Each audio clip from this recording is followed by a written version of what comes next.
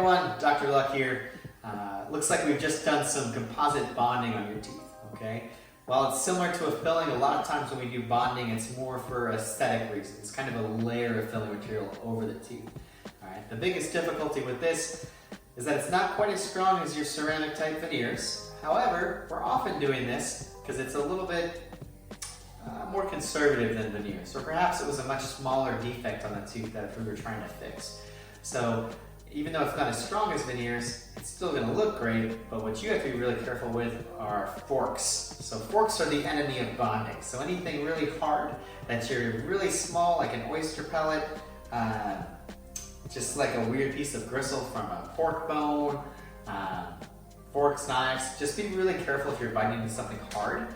Some of that bonding can chip off. I'd say the average lifespan of bonding is about 3 to 5 years versus veneers or crowns, you're looking at 20 years with really good care.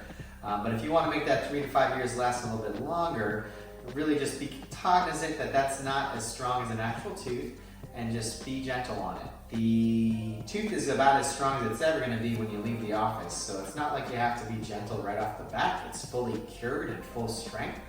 But just overall, just know that that's not going to be opening any beer bottles, okay?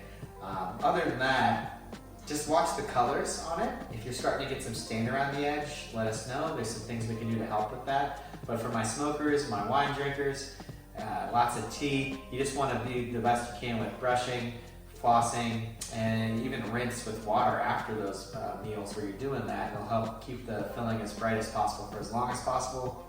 And last little note as far as color, if you're going to whiten your teeth, please keep in mind that filling material will not change color. So if you're going to go 10 shades brighter on the rest of your teeth, that front tooth is going to look 10 shades darker than everybody else. So definitely talk to us before you jump on anything like that. All right, thank you.